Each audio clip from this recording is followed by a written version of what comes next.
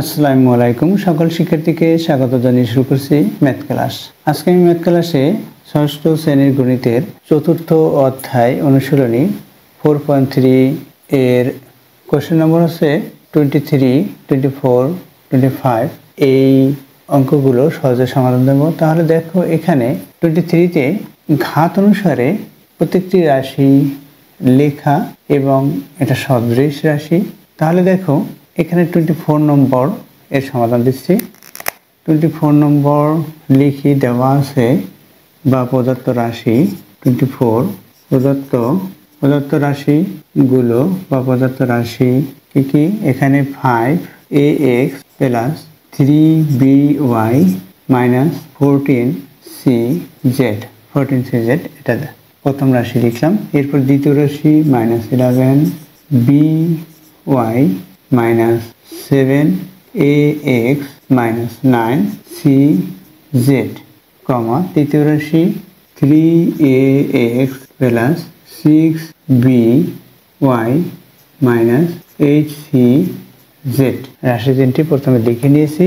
এখন রাশিগুলোর সদৃশ পদগুলো লিখি।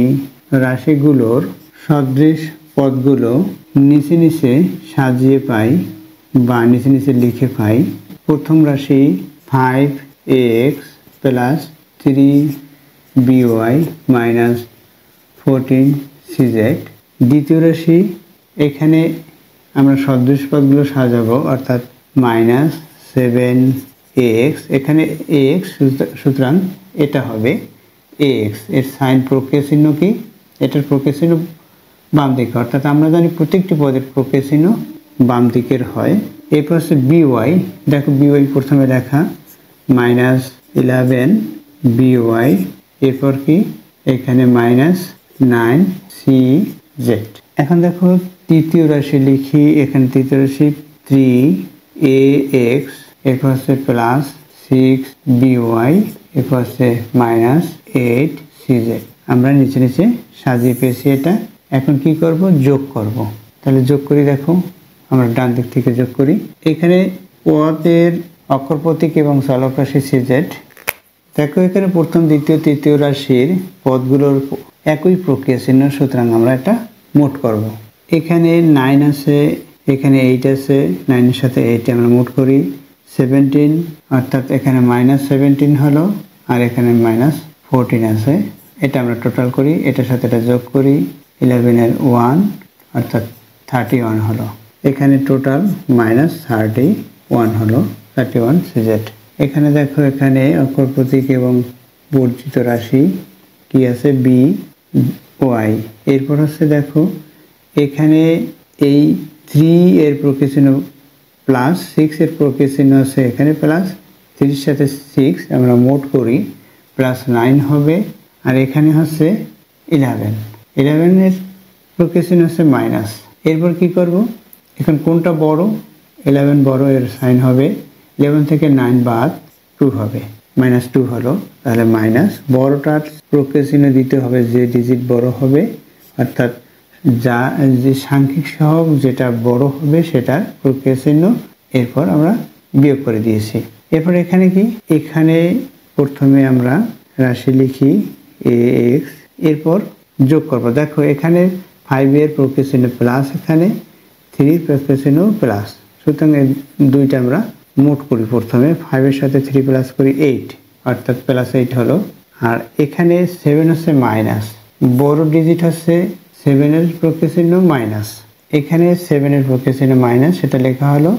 এখন 8 থেকে 7 মাইনাস 1, বড়টির প্রক্রিয়া চিহ্ন প্লাস, অর্থাৎ প্লাস 1 হলো। অর্থাৎ আমরা 1 লিখতে পারি, না লিখলেও হবে, অর্থাৎ ax-এই হবে প্লাস x বা প্লাস 1ax এটা। তাহলে এটা কি করেছি? আমরা যোগ করেছি। যোগ করে এখানে লিখে দেই।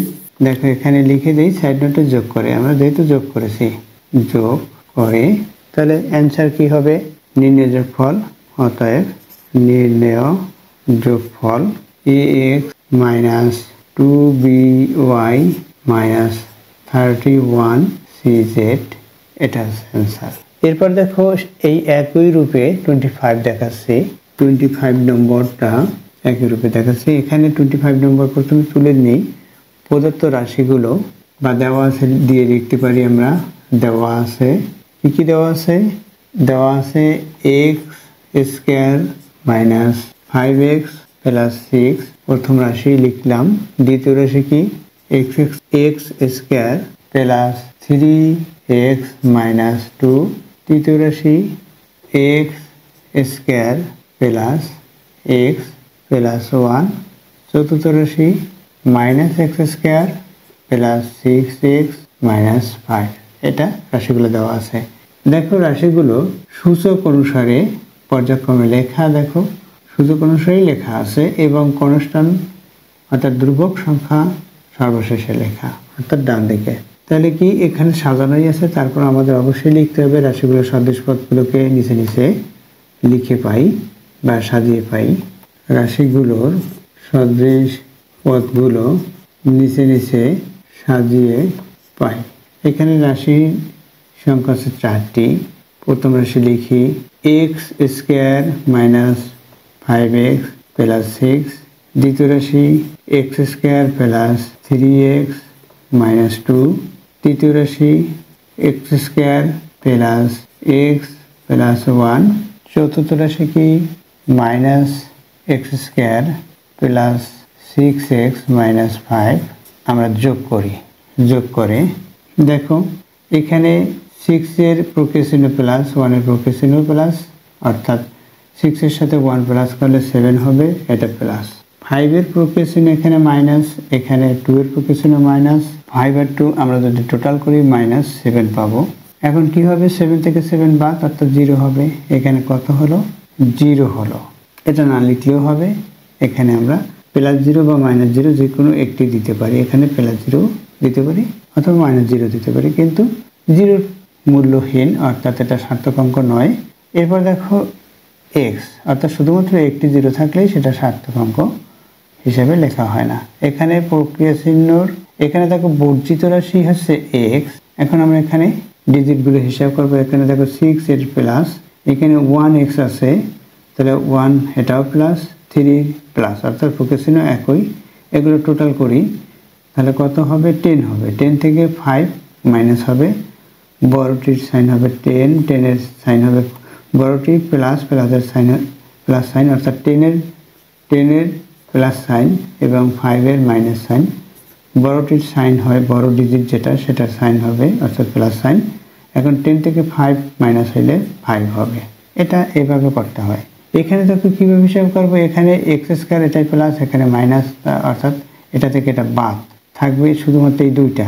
অর্থাৎ এখানে 1 আছে সাংখ্যিক সহগ, এখানেও 1 আছে, 1 এর সাথে 1 প্লাস করে 2 হবে।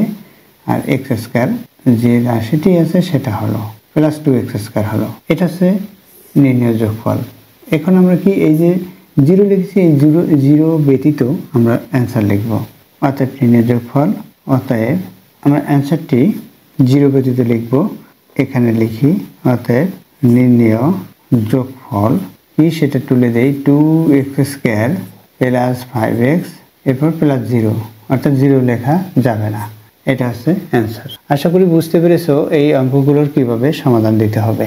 এতক্ষণ ম্যাথ ক্লাসের সাথে থাকার জন্য সকলকে ধন্যবাদ জানিয়ে আজকের মতো বিদায় নিচ্ছি।